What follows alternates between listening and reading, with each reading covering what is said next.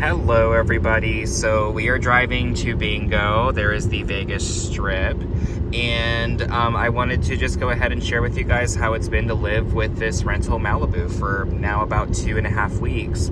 So in this instance, I did trade the Spark. I traded it per se with Enterprise to swap it out for this car just because there were a pretty significant amount of issues with the Spark that I personally took up issue with, especially with how it's been in terms of its driving characteristics. It just really wasn't doing well. It was very, very, very wobbly on the highway, and additionally also it shook a lot, and the AC actually just stopped blowing one day. So I took it to them and I was like, we need a different car. This is getting to be a little unsafe, for lack of better terms.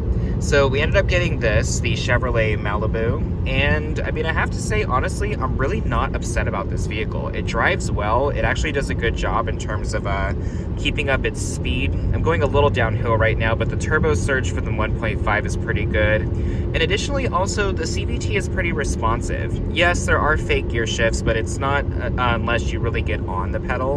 And even then, it's only about 1 or 2 shifts, and then I noticed it actually goes back to CVT mode. So realistically, I mean, this CVT pairs really well with this engine.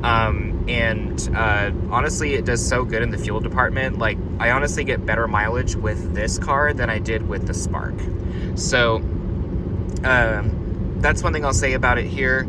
The tires on this one also are a little wobbly, but it is a rental car, and additionally I looked at the tread and it was still fine. So I have a feeling a wheel is out of balance. I thought initially it was a bearing, but after doing the test of moving the steering wheel back and forth and basically causing the car to sway, there was no pitch change. So this has to be more of a tire issue. Now, interior is not bad. There's a lot of like cloth materials in here, which is nice in terms of longevity, but I will say it gets dirty and it shows even if the interior is black. And then also with that, I mean, it kind of doesn't necessarily match the value of this vehicle, because when you get these brand new, they are expensive. And Chevy Malibus, I mean, with that and the Impala, they went neck and neck for a while, and now that the Impala has been discontinued, this is kind of a flagship sedan per se of Chevrolet. And I have to say, like, it is pricey, and some of the materials in here are not matching that pricey. And although the materials are mainly soft with a few hard touch plastics in areas that you normally wouldn't run your hands, I have to say there was a little bit of surprisingly cheap materials in here, but it still does, like, it doesn't really bother me. Like, yeah, there's some things that are hard plastics, but at the end of the day, what I like about it, I'm not seeing any dashboard cracks, which is very notorious for Chevrolet sedans. And on top of that, the car still drives very comfortably.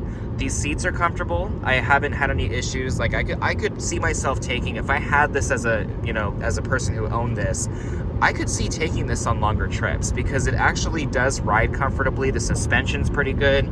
It doesn't feel like it's driving over water. It actually feels like I have some sturdiness to the vehicle, which was an issue I found with the 2013 Impala my stepdad had, was the vehicle felt like it was sailing over waves, and honestly it was very uncomfortable and sometimes nauseating.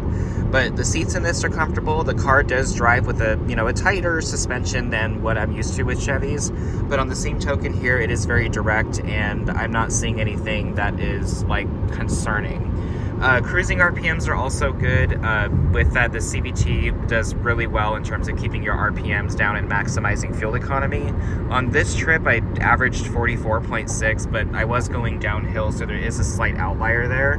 But really, it's not uncommon for me to get upwards of 40 miles a gallon on the highway. Like, it really does a good job, and it's pretty spot on if you did a fuel test with it. Maybe a couple miles a gallon off, but really, when I did a mileage calculation, I was like, whoa, I went pretty far with this car.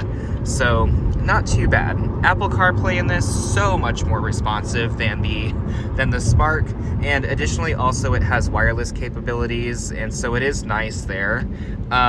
Taking a look, you do have like just nice things that you can hit buttons and control your climate instead of having to go into a screen. Plus I also get heated seats in here if the car takes longer than 3 months to complete. I did receive word from Chevy. The part is actually shipping out next week. They finally got it.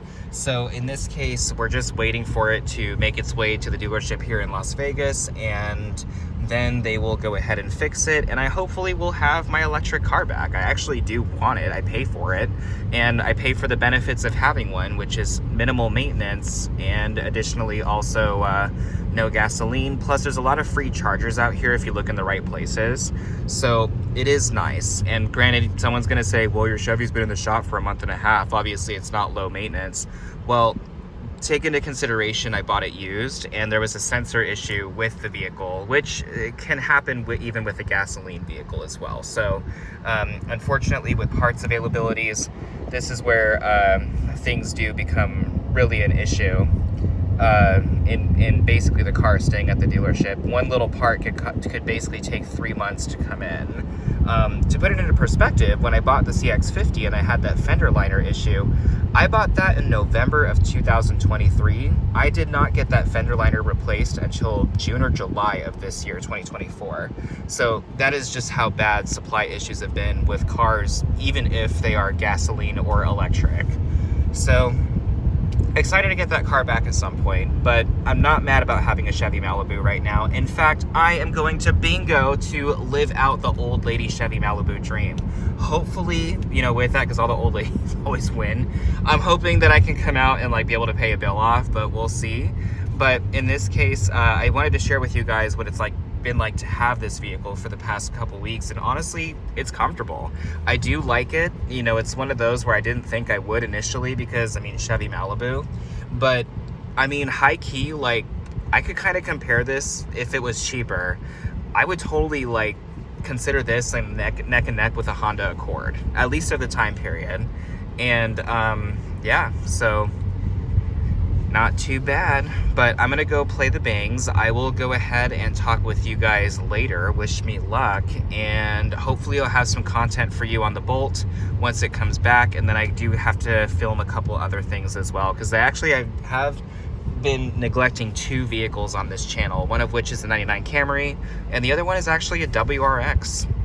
It's not mine though, but it is WRX, and I do want to get some content on it, because honestly, I kind of like what Subaru did with it. I rode in an old WRX and then did the new one, and I was like, holy crap, this thing drives nice. So we'll talk about that later, but right now, yeah, this is Chevy Malibu, and I hope you guys have a great rest of your day. Be safe.